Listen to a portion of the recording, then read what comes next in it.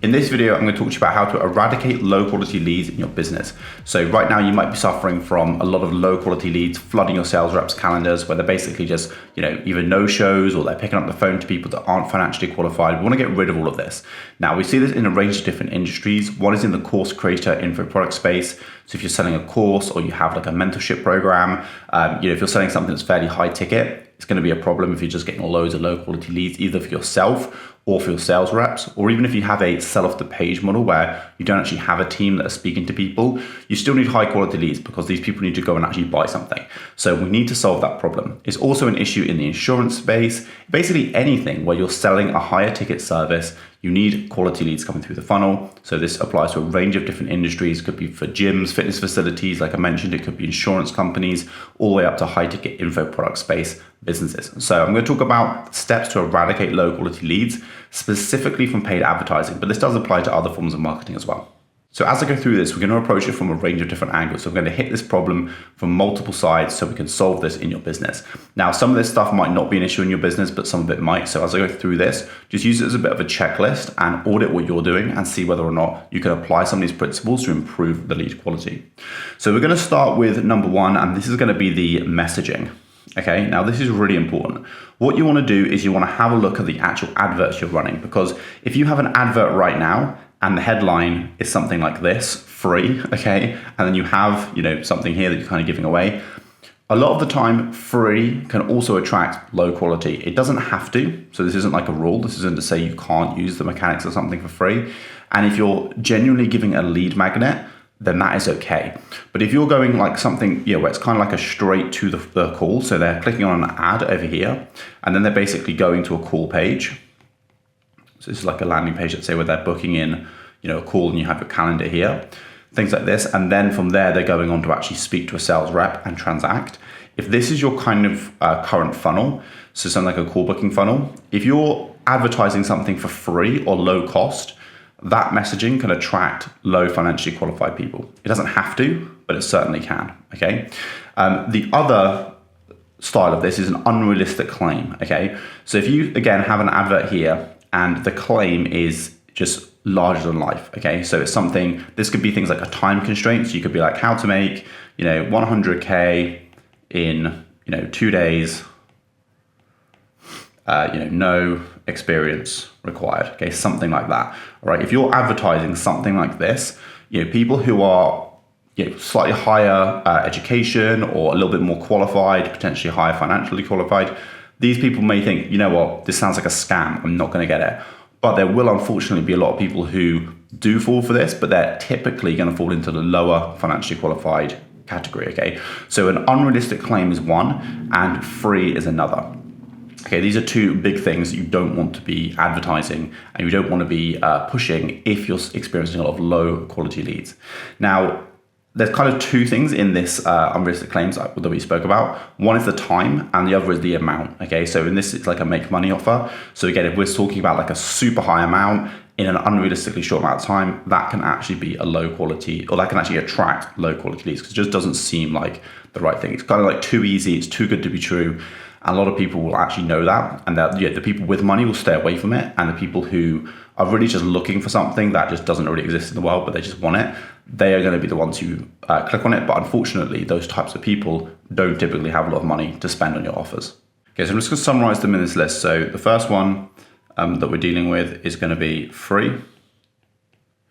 And there's kind of like a variation of this, which is also guarantees. So if you're heavily pushing guarantees or pay on performance, anything like that, again, it's going to attract lower quality leads. So if I'm like, look, I'll do all your marketing, I'll do everything for you, I'll pay your ad spend, all you have to do is pay me commission, I'm going to get everyone signing up for that, okay? Because there's no barrier to entry. But unfortunately, that means a lot of low quality, low functioning businesses that just don't make any sense will also be applying for that offer. We actually ran a similar offer back in the day. We did a pay on performance and it was very successful for us. We worked with some incredible clients. However, we also attracted a lot of low quality leads because everyone wants pay on performance. Okay, so by having some financial stakes that people actually have to put in, it helps qualify people. So free, high guarantees, high money back, anything that really reduces risk for the customer is good. It's really good to sell, but if you're getting low quality leads at the moment, that can be an issue, like I mentioned. And the unrealistic claims, is the other one. And that can really fall into those different categories that we mentioned. So that can fall into, time. It can fall into the amount of money they can make or the outcome they can achieve. It doesn't just have to be to do with making money, but just typically, things like that is where you really see it. Anything that's just unrealistic sounds too good to be true. So if your ad is currently pushing that, even if it's getting you cheap leads, it's probably getting you the wrong type of leads. Okay, the second one is going to be customer journey.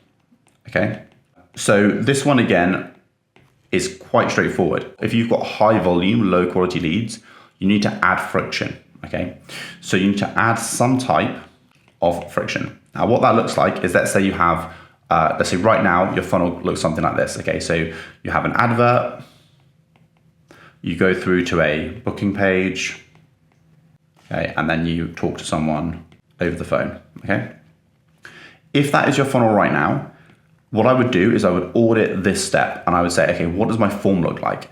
Right now, is it just name, email, and something like that, maybe one qualifying question. If it is, you want to start adding more and more qualifying questions to this form.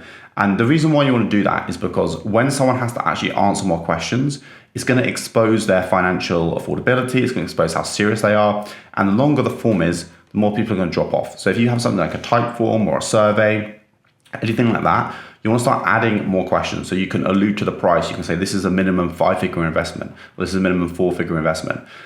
This is this is an offer where you're going to have to commit to 2 hours a week or an hour a day or whatever it is. Okay.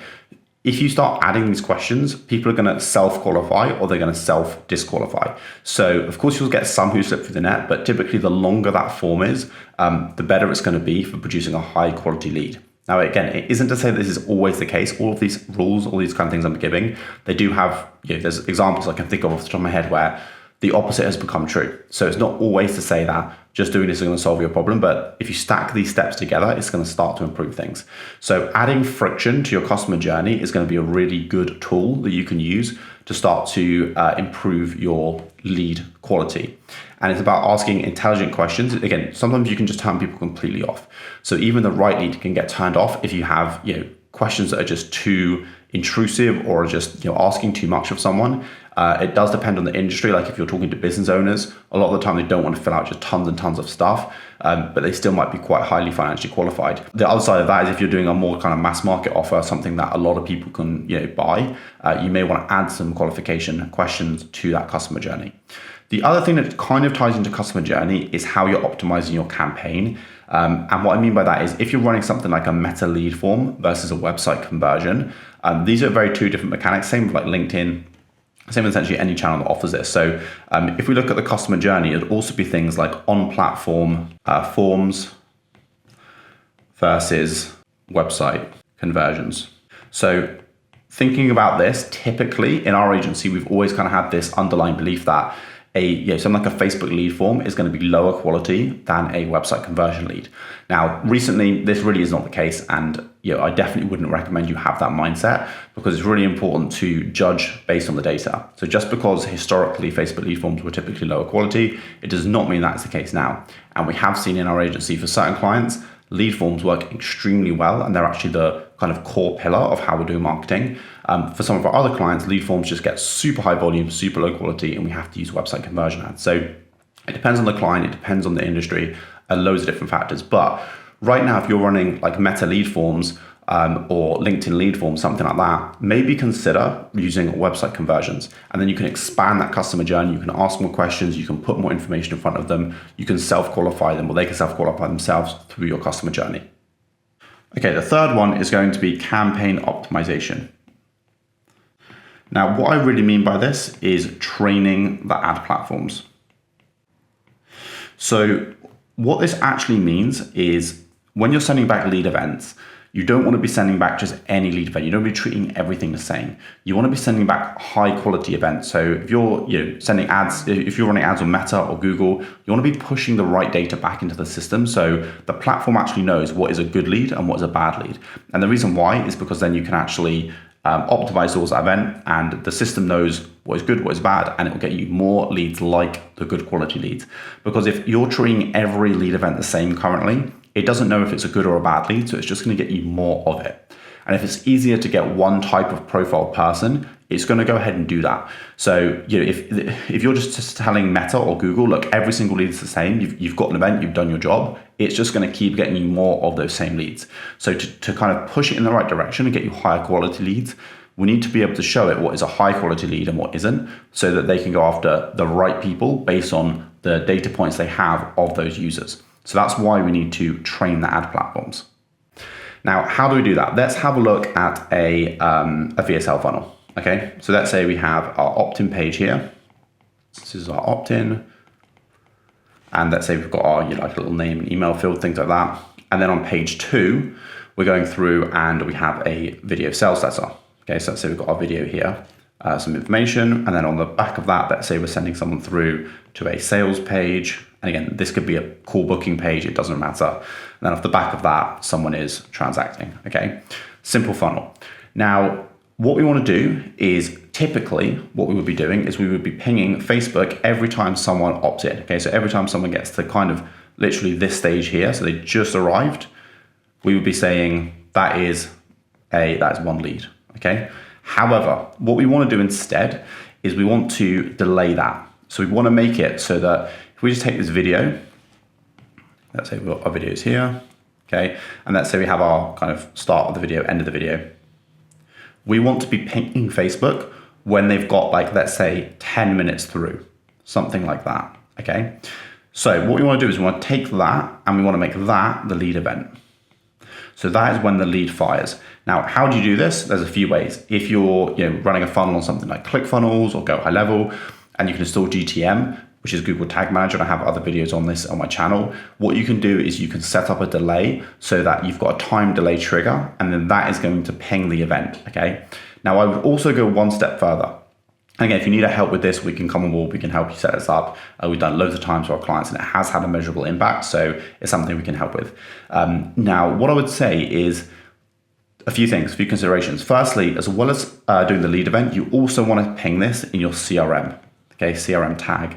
And that's where it gets a little bit more complicated in terms of the setup, but you want to add a tag to that person based on them waiting 10 minutes and watching the video.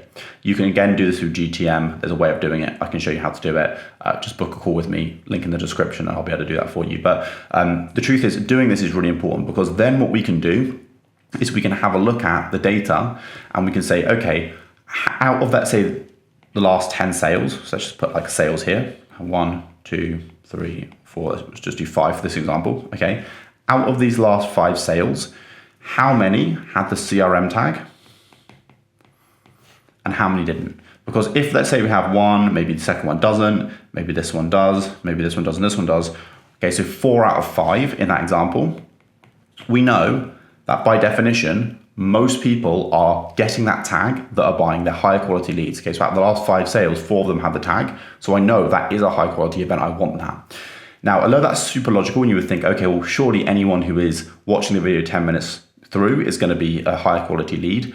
If you don't tag them in your CRM and you just assume these things, you don't ever know, because people could be taking a slightly different customer journey. They could be getting the information they need in the first 3 minutes, and then they could be booking a call and buying. So you want to tag this stuff. You want to make sure you're not just taking a principle and just applying it. You want to actually be able to make sure that it's you have visibility, so you can be sure of this.